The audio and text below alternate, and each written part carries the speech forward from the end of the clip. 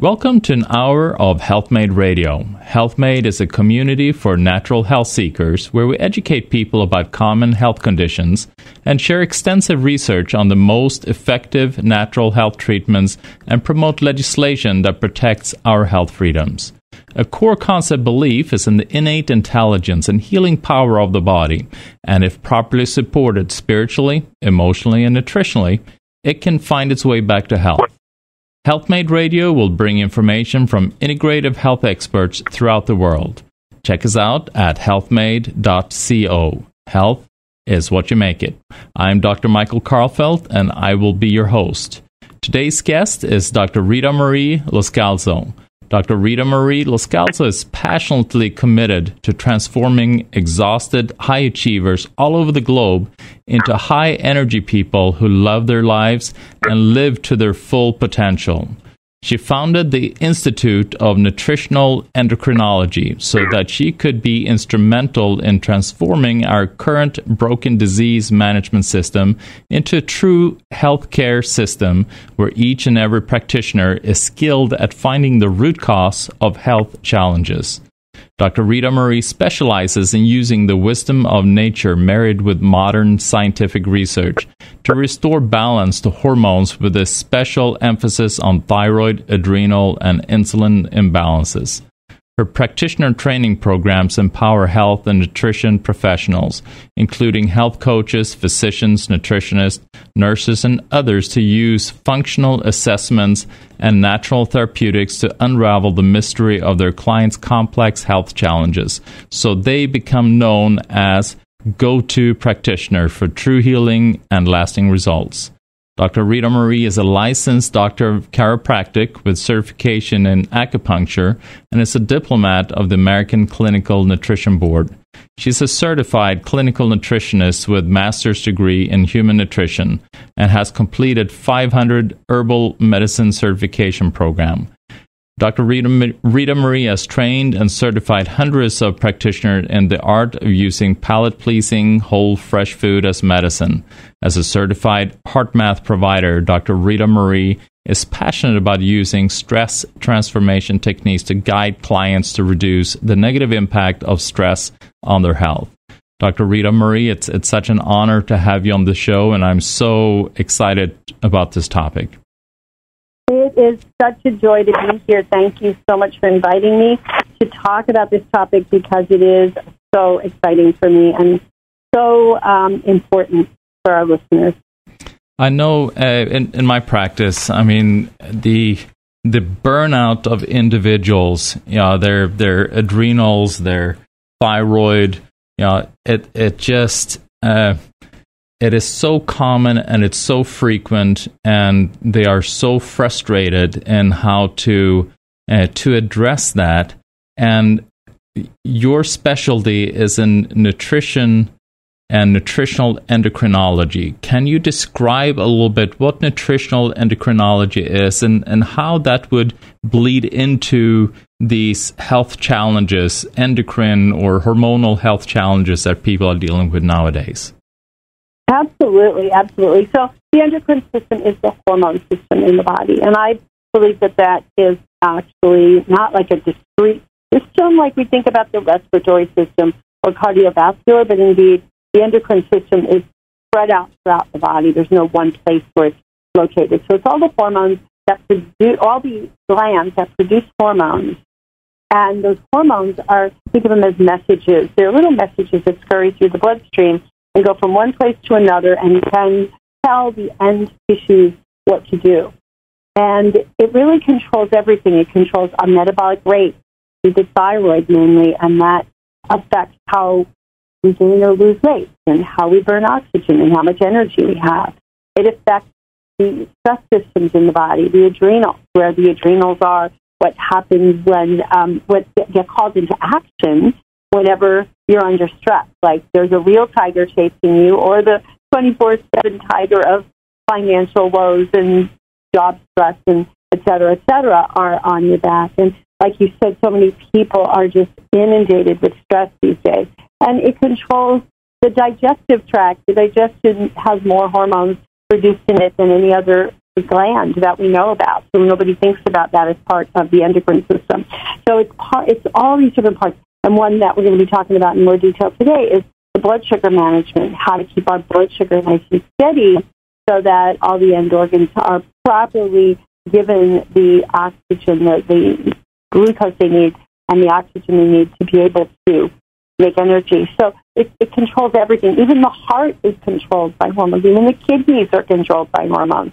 And so endocrinology is that study of the hormones, and nutritional endocrinology is when we intervene to help restore balance to the endocrine system, to the hormones, using nutritional means.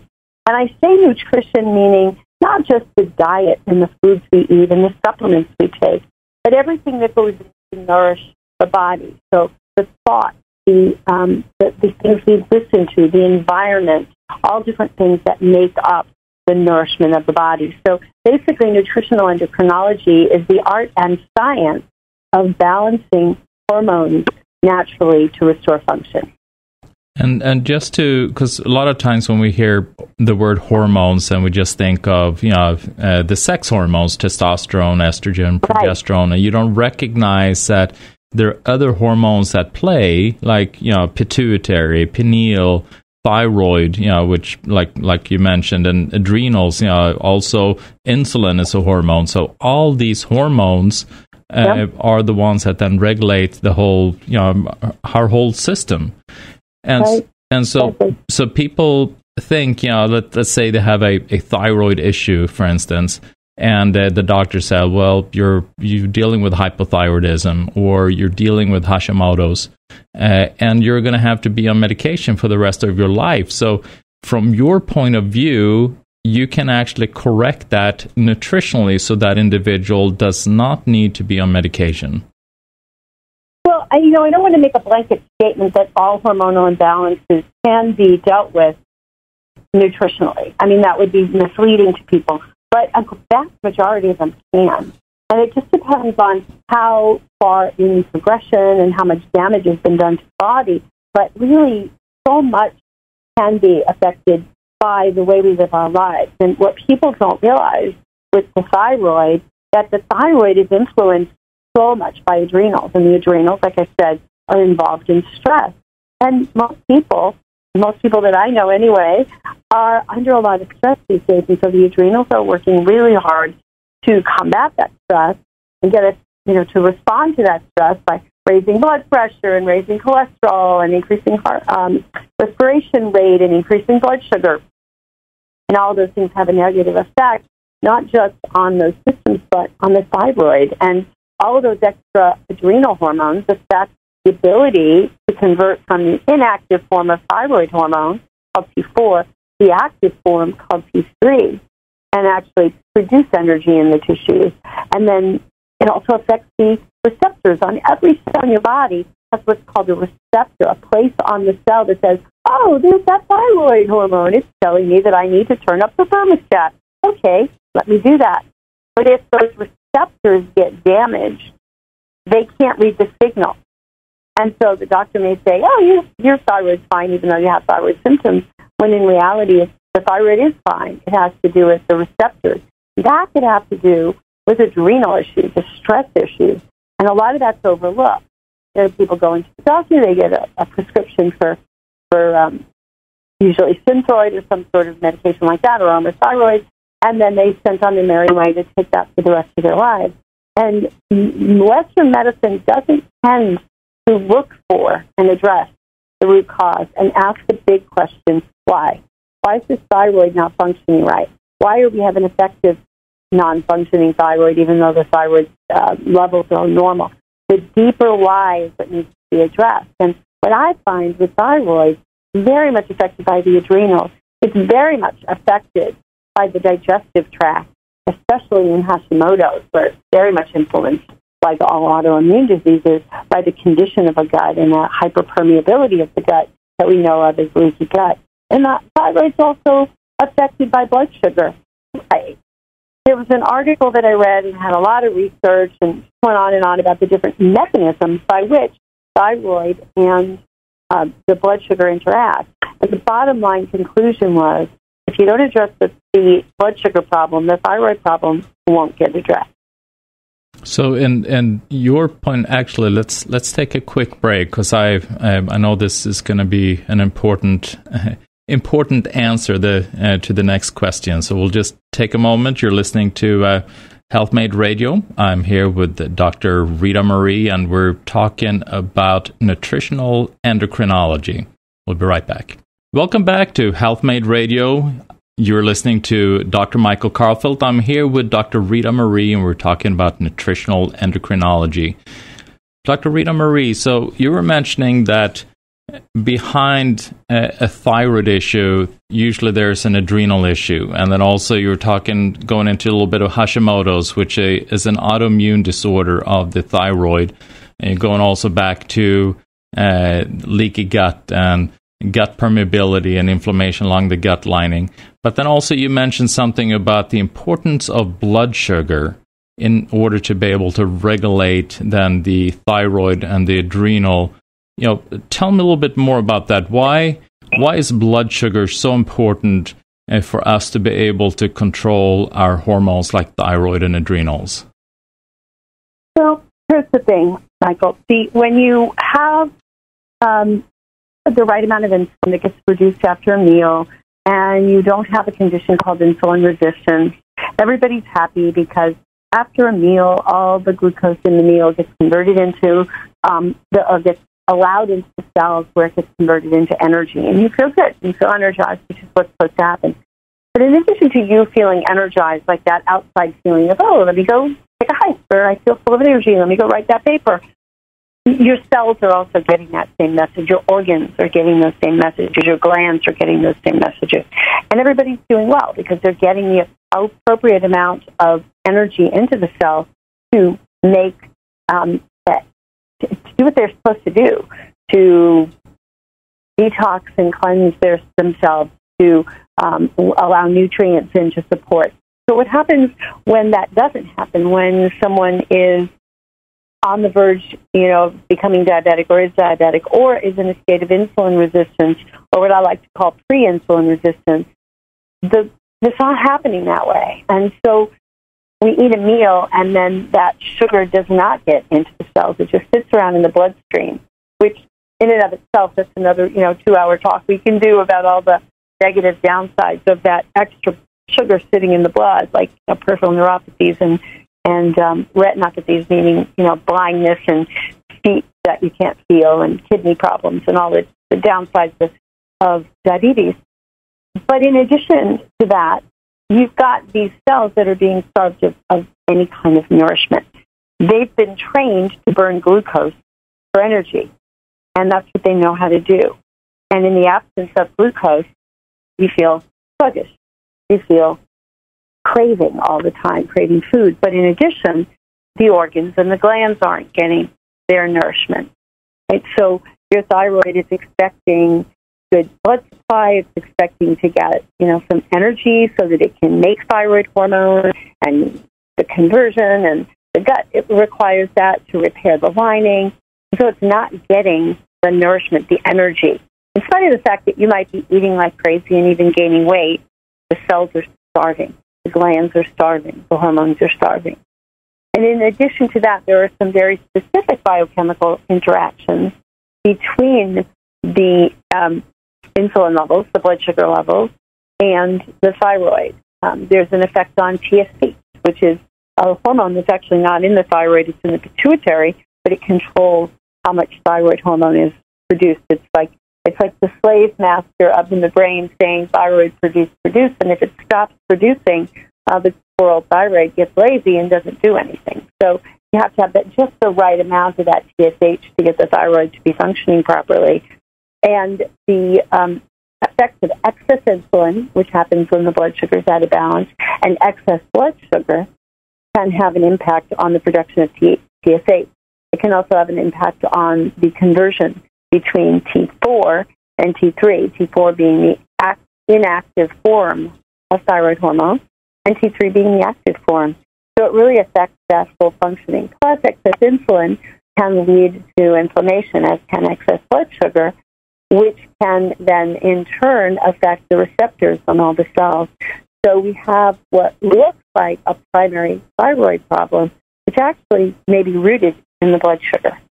So it almost seems like it goes back to those receptor sites, those insulin receptor sites. So, actually, could you quickly just explain insulin resistance? Because I just in case listeners aren't quite aware what that is. Yeah. So I look at it as, so we have these receptors on every cell for insulin, because insulin is supposed to take the glucose. Glucose can't go into your cells unescorted. It has to have this guard to go with it, and that's called insulin. And when insulin gets in the system and attaches itself to the glucose, it gets to the receptor, and it is trying to get entrance into the cell.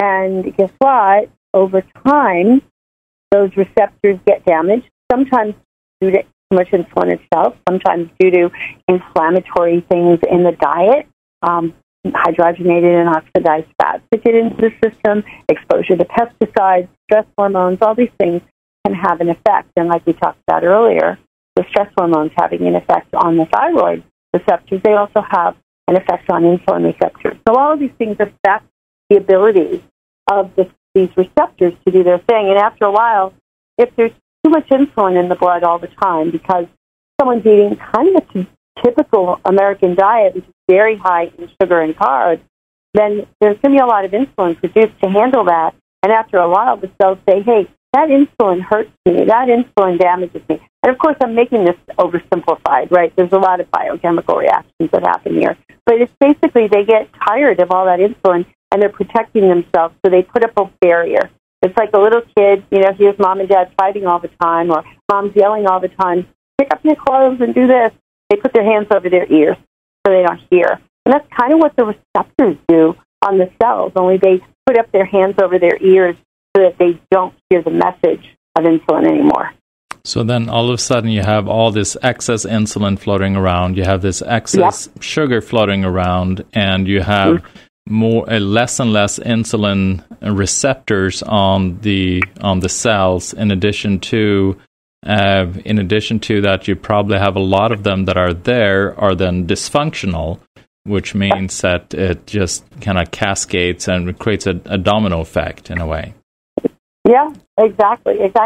And the thing about this, there's two types of diabetes, type 1 and type 2. There's really actually considered a third type, and then, a type 2.5 type. So there's multiple types, and there's different mechanisms. But just the general knowledge is type 1 and type 2. Type 1 is more of an autoimmune attack on the pancreas, so it can't make insulin. And the type 2 is more insulin resistant. So as this happens over time, people eventually can become diabetic. And the thing about it, though, is people think they're safe as long as they haven't been diagnosed with diabetes. Oh, yeah, I'm fine. I'm eating all the sugar, but I'm not diabetic yet. But the problem is all this damage is happening for decades before the diagnosis is made. So there's this diabetes, and then there's this stage before it that the doctors will say pre-diabetes or insulin resistance. But there's actually a whole stage before that that's going on for decades, which I like to call pre-insulin resistance. It's a time where the insulin resistance is developing, but it's not severe enough to be diagnosed by traditional Western means. And how, because people, all they know, they test their glucose, and if they're really extensive lab, then they test their A1C. And if they both show good, then people say, well, I'm fine. I can continue eating the way that I do. So what kind of labs would a individual ask for in order to be able to see whether they are in that spectrum? Because it sounds like it's kind of a spectrum versus that once you pass this line, all of a sudden you're pre-diabetic, and then you pass another line and now you're diabetic. But it seems, seems like it's a spectrum. And how do you... What kind of labs can you run in order to be able to see where you're at on that spectrum? Yeah. So great that you brought up about the spectrum. I think of it as a continuum spectrum, this like line. And where are you on that? You may you may skip certain phases, you may go faster than somebody else on certain phases. But early on, the very first one is where the body's producing too much insulin. Right? You're eating, you're a little kid running around eating, Cracker Jacks and M&Ms and drinking soft drinks and orange juice and all this stuff. And this constant load of sugar on the system causes your body to produce a lot of insulin. But, no symptoms might be showing at that point. At that point, testing your fasting insulin, or what we call postprandial insulin after 45 minutes or so after a meal, can be very, very telling. And the thing is, most docs won't test insulin until you're already diabetic. They don't test to see. And they're basically testing it to differentiate between type 1 and type 2 sometimes. Are you producing not enough insulin, or are you producing too much and you're insulin resistant? So that's an early on sign of insulin. And I like to do it. Fasting is a good way to do it. First thing in the morning, you haven't eaten anything, just to see what your body's producing at rest. Because that level should be really super low, right? Because you don't have any food in your system. That level should be in the range of maybe 2 to 5. And then if you show up that you're good there, another test that you could do just to verify throughout is to do another test 45 minutes after eating of insulin. And there's a range over which it shouldn't go. And if it goes super high, it means that you're overproducing insulin. So that's the early stages. In the middle stages, I think at any point in time, in the middle stages, the A1C is a really good early indicator. And like you said, most of the time, we're waiting until the fasting blood sugar is super high, and then we go, let's test this person's A1C to see if it's been high for a long time. And it's never really recommended as a routine screening. And I believe that if that was a routine screening, we would catch a lot of people early on whose fasting glucose is just fine. But what's happening is they're having huge swings and spikes after they eat meals. And a third way that I love to test is empowering people to learn how to test their own glucose. Not just get a glucose meter after you've been diagnosed with diabetes, and not just test first thing in the morning and 2 hours after a meal and late at night, but really to test at specific intervals after meals to see if there are certain food activity substances that are causing numbers to spike really high.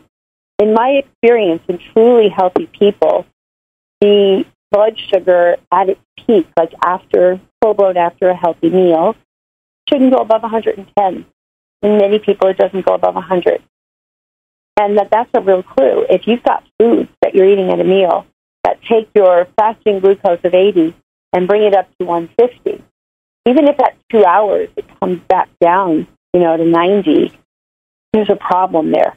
And every single time it's going high like that, you're exposing your tissues to the dangers of high levels of insulin, which can be very damaging, and high levels of insulin, but kind of blood glucose, which can be damaging, and lead to those long-term effects that we always think about when we think about diabetic kidney disease and eye disease and amputations because they can't feel their feet. Those kind of things, the changes that produce those are happening decades before they become so pronounced that there's a serious problem. Yeah, that's amazing. Well, let's take a quick break. You're getting some amazing information here by Dr. Ritamarie, actually life-saving information by Dr. Ritamarie. You're listening to HealthMade Radio. We'll be right back. Welcome back to HealthMade Radio. I am here with Dr. Ritamarie. You were mentioning some of the labs that were really important for an individual to kind of monitor to see where they are in that spectrum towards insulin resistance or hyperglycemia or diabetes. One test that you mentioned was A1C. What would be a good number for A1C in your eyes? Well, I look at what's an ideal number, what's a normal number, what's an ideal number. And with the lab range is typically considered, if it's over 5.6, it's considered you're starting to get into the insulin resistance range. I like to see it somewhere between, say, 4.8 and 5.2. ideally right there around 5. And the reason is, when you do this hemoglobin A1C, they can estimate over the last 90 days approximately what your average blood glucose is. And when you're in the range of 5.6, the average blood glucose is somewhere between like 117 and 120. That's high for average, because that counts in the times when you're sleeping and fasting, when indeed it should be, in the 80s. So there's probably some really high spikes going on there. Around 5-ish, your average blood glucose is probably in the high 90s, which is much better, and it's much safer overall long term. So that's what I like to see. And this insulin, we're not just talking about diabetes in regards to insulin resistance, because that's where people always go in regards to when you have blood sugar irregularities. I mean, what are some other health conditions that it actually touches that it can impact you with? Well, it's really across the board, the kinds of symptoms you see. What I generally see, the presenting symptoms that get people to go, I want to do something about this, is they're exhausted, their brains are foggy, they can't focus, they can't find their keys, and of course that could be a lot of other things. And belly fat. It could be a normal weight person that's developing fat around the middle, and that fat is actually pretty dangerous because it harbors a lot of metabolically active components, inflammatory components. So those are the kinds of things people see. But the other thing is hypertension, high blood pressure. When the sugar is up all the time, what happens, well, the insulin has this amazing effect on the blood vessel linings in that it stiffens them. So instead of the blood vessel linings being elastic, so you go for a run, you get excited, get this burst of blood, of course there's increased pressure and the blood vessels can handle it. They're very elastic. That's the way they're supposed to be. But over time, with excess insulin in the system, we're damaging it. We're making them stiffer, more brittle, which is going to raise the blood pressure overall. And it's also going to be increasing the risk of cardiovascular disease, clots, stroke. Memory problems are hugely connected. In fact, they're starting to think about Alzheimer's as type 3 diabetes insulin resistance in the brain. And lots and lots of studies are coming out just over the last probably 10 to 15 years that are linking high blood sugar and high insulin levels to Alzheimer's. And I'll tell you, one of the key effects that we can hang our hat on is that there's a particular enzyme called amylose degrading enzyme, and it breaks down the amyloid plaque, that form that we find in people with Alzheimer's that are affecting their brain. Well, that same enzyme is also, it's actually called insulin degrading enzyme, and its secondary function is it degrades the amyloid. So whenever we produce insulin and anything in our body, any hormones, they're there for a time. We don't need them anymore, and then there's enzymes that come in and clean up and degrade them, break them down.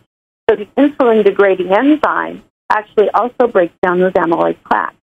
So the theory is that when we get into these states of high insulin, the body is diverting the attention of that particular enzyme to breaking down the insulin and not towards breaking down those plaques. So, it's a perfect storm, like most diseases are a perfect storm of various conditions and imbalances. The same thing's true with Alzheimer's. So that's some of the serious stuff that we hear about. It's not just diabetes, heart disease, stroke, Alzheimer's. I think we're listing like the top diseases, aren't we? I think we pretty much, if we correct this, we can reduce death in America by at least 90+%, I think. I think that's a good number. Yeah. I think so. Of course, another thing that is important to mention, I feel, is the pancreatic enzymes is also looked upon as being the kind of cleanup crew for cancer cells floating around in the body. So, and the pancreas obviously is hugely involved with blood sugar regulation. They are the ones that produce insulin. So, if you put that amount of stress on the pancreas, then the energy will be focused more on dealing with all that sugar and all the SAD diet, standard American diet. And instead of then focusing on cleaning up then the amyloid plaque, like you were mentioning, that will prevent Alzheimer's and dementia, and then also to clean up a lot of the circulating tumor cells that we want to get rid of. So if we, so now we've just fixed cancer, we fixed Alzheimer, we fixed cardiovascular disease, and depression and energy, and so we you did well in an hour. we covered a lot. We also had some studies linking it to chronic lung inflammation, because of the increased C-reactive protein from that excess brown belly fat that gets produced from the storage there due to the insulin not being effective, or not the insulin receptors not pulling in and insulin buildup. So it really affects everything. It really does. Yeah, so this becomes the foundation, the core that you need to address in order to be able to build health upon that. And everything else that you do are mostly dressing. Yeah, so you got to build this foundation, and then you can start to address the specific endocrine glands, like you were mentioning, thyroid, adrenal, and so forth. Yep, absolutely. So in order to be able to obviously regulate these hormones, you need proper diet, I would assume, is key. So how do you go about? I mean, what are some of the steps that we're supposed to take in order to be able to correct these imbalances? We get a blood test, or we check our insulin levels, and we see that we are starting to creep up into a place where we don't want to be. What's the next step? What should we do? Well, I'm a big fan of everybody getting a glucose meter, and I recognize that not everybody wants to poke a tiny hole and draw blood and test their glucose. But the people that do my programs, at first they may be a little bit reticent, and then they're like addicted to it because it gives them so much great information. It's like a window into their body. So learning how to test blood sugar is, I think, critical. So I look at it as there's 5 factors I teach people that you have to balance. It's not just about the diet. It's the diet and the nutrients, the particular nutrients that the body needs. It's the stress levels. It's how much sleep you get. It's how much movement and the type of movement. And then it's the timing of all of these things, the timing of meals, the spacing between meals. All of these things play a huge, huge role. And so I like to start with getting people to do whatever's easiest for them. But I like to customize. So it's like, okay, let's look to see what's most out of balance here. Hey, you're sleeping 4 hours a night.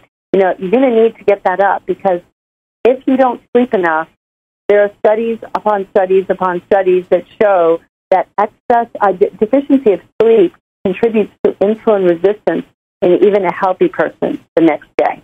So imagine you do it once, fine, your insulin resistance for a day, you get back on track. You do it over and over again, you're building up a contributing factor to keeping that insulin resistance around. So that's super important. So I'll start kind of identify where you think you're most damaged, but it has to start with a sound diet. There's a lot of discrepancy and a lot of disagreement in the communities about what is really a sound diet. But I think there's a few things that we can all agree on, and then I think each person gets to personalize it for them. And if you're doing home testing of your glucose, wow, you even have another tool that helps you personalize that diet for you.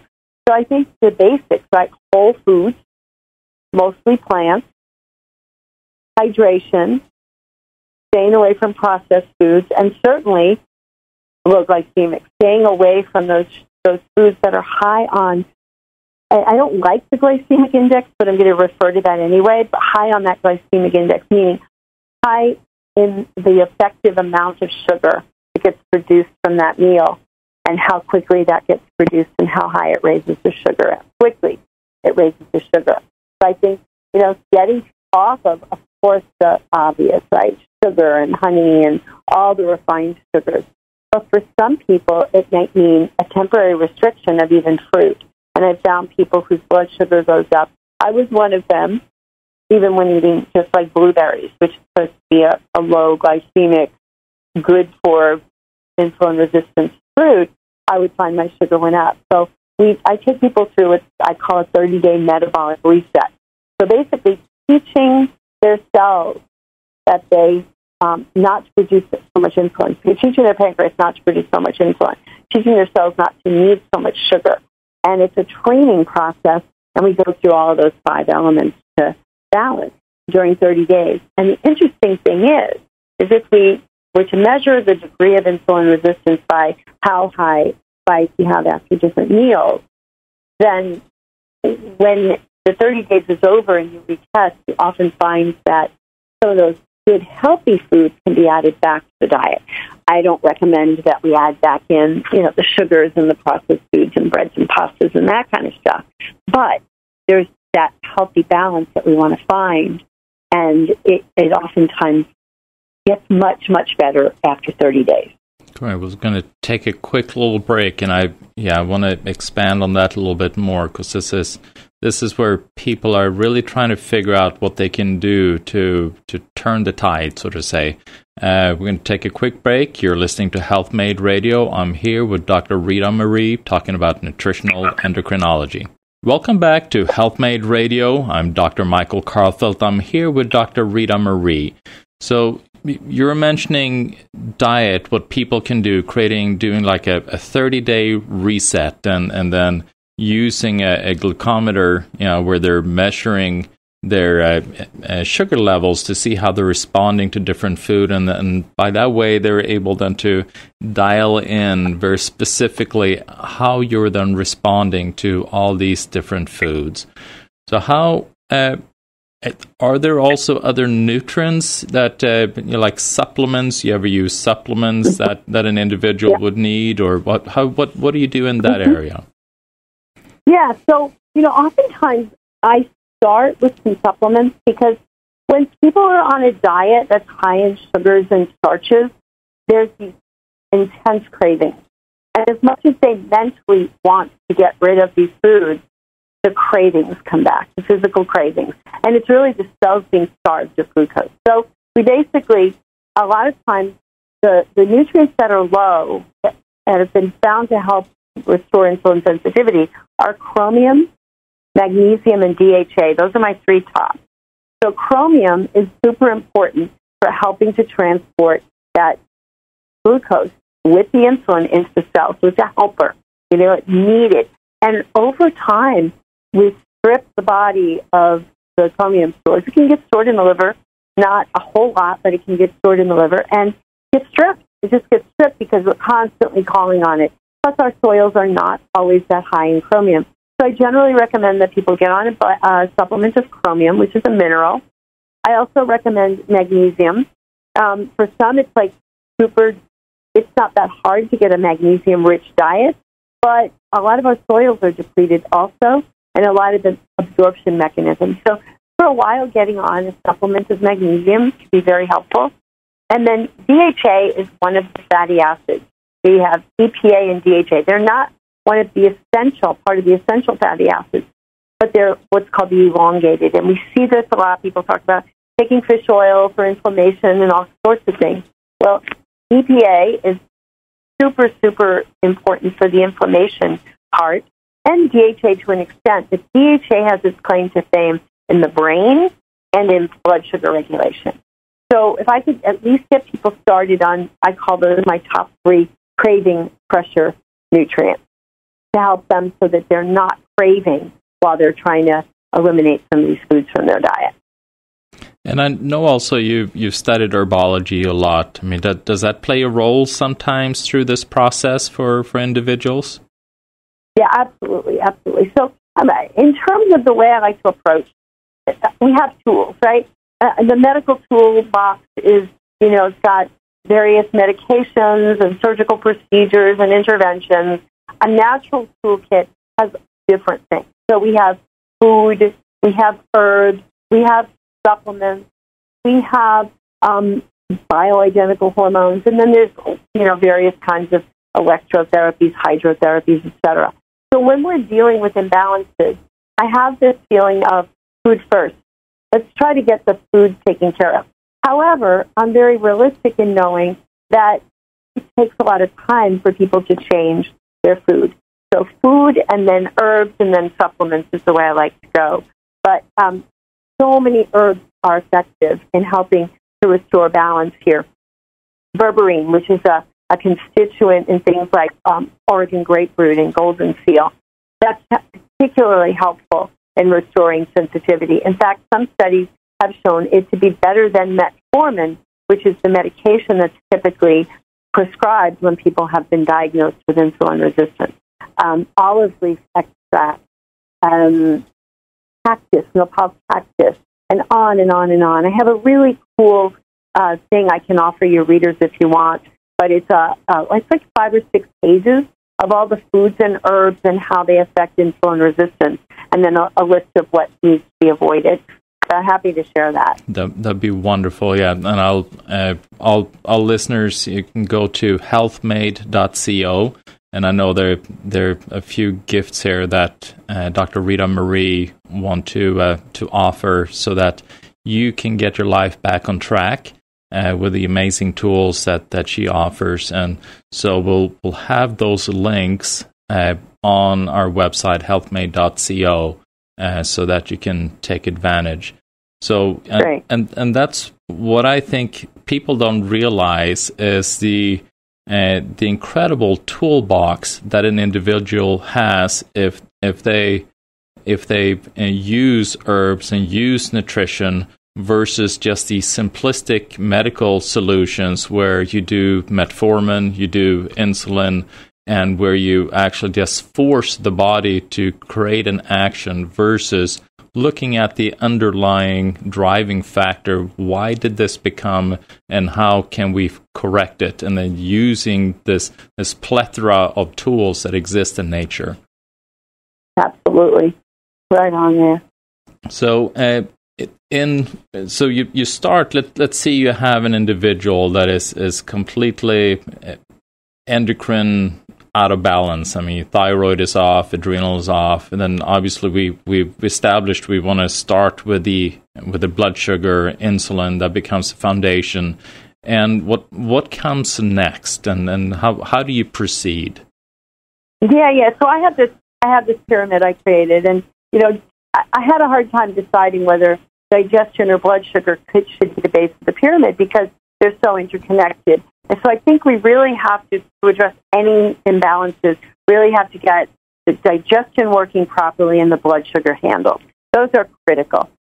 From there, I like to see looking at the adrenals, and if the adrenals are out of balance, because the adrenals have such a huge impact on the thyroid and also sex hormones, and also all the other organs and glands in the effect that cortisol can cause blood pressure to go up and blood sugar and all. So I look at the adrenals next, and then I'll look at thyroid. Now, it doesn't mean we can't be concurrently looking at all this, but as I'm digging and investigating, I want to go for root cause. So if somebody comes to see me and they have hot flashes, I could take an approach and say, well, your estrogen is low, your progesterone's low, your estrogen's high, or both of them are low, or your testosterone is high, or whatever it might be. I can run some tests and find that out, and then I could give them hormones. But I don't think that's really addressing the root cause. We've got to ask why, right? Why is this happening? Not everybody has hot flashes at menopause if they're in balance. So what else is out of balance? It could be that there's a thyroid imbalance, and that affects the sex hormones. It could be that there's an adrenal imbalance, a blood sugar imbalance, a thyroid imbalance. So I always feel like the presenting symptom is a clue, but it doesn't dictate where we start the balancing protocol. Does that make sense? Absolutely. And I thought also was an interesting point that you made earlier in regards to the receptor sites and thyroid hormone not being able to really get into the cell if you're dealing with insulin resistance, because the thyroid receptors are dysfunctional. And with that, then you have the TSH, which is the pituitary hormone that stimulates the thyroid to produce more thyroid hormones. And if you have all these thyroid hormones floating around in the blood, but they are not able to get into the cells, the pituitary is then going to not send as strong of a signal. So everything can look perfect. The TSH can be actually low, which means that the thyroid or the pituitary is not telling the thyroid anything, which in essence would mean that you're dealing with hyperthyroidism, but the cell within themselves don't get enough thyroid, even though it looks like you are, through blood tests, you're dealing with hyperthyroidism. Mm-hmm. So it's just so much more. It's than just those simple blood tests, and that's what I love. What it is that you do when you go into and kind of dig into the cause, and you deal with these underlying factors instead of, yes, I'm fatigued, I'm depressed, I got brain fog, I'm losing hair, my skin is dry, but all my thyroid hormone levels look perfect, my TSH looks great, and I look at all the other levels, they look great, but not recognizing how important then the insulin resistance is, how that play a role in it. Absolutely. So, how would be the best way then for individuals to kind of start their journey? It is, obviously diet becomes a key, and then just doing kind of like a diary as to what they're eating, and then also then starting to monitor then their blood sugar. And then also doing the blood test. I mean, doing the A1C, and then also insulin resistance. Yeah, the insulin, the fasting, and the postprandial. Yeah, absolutely. And really, one big piece that just underpins all of this and could be the linchpin is stress. Yeah, we've got to learn to manage our stress, and that doesn't mean managing what's out there. That doesn't mean, well, I can only manage my stress when I get a new job, or after my kid gets into a good college, or this happens or that happens. Well, we can't change out there. We can only change our experience of it. And when we have a negative experience with stress, and we get all, upset and angry and anxious and all this stuff, afraid, we are producing a plethora of hormones in the body and chemicals and enzymes that are damaging. And we need to learn how to do that. One of my favorite techniques is heart math. But there's any number of techniques out that you can, very popular techniques. So there's meditation and yoga, the ancient stuff. There's tapping. There's all sorts of ways. And find one that works for you. Not the one that's written as the best one, but the one that you're actually going to do on a regular basis is the best one. Yeah, and dealing with stress and dealing with belief systems and traumas that we're carrying from past events. I mean, it's so crucial, obviously, to address those and clear those so that they don't impact our stress levels. So, Dr. Ritamarie, it's been such a pleasure having you on the show, and I strongly urge the listeners to go to this interview on our website so that you can take a look at all the wonderful gifts that Dr. Ritamarie is offering for you. Thank you so much. Oh, thank you so much for having me. It was a joy. Thank you. You have a wonderful rest of the evening. Thank you. Thanks.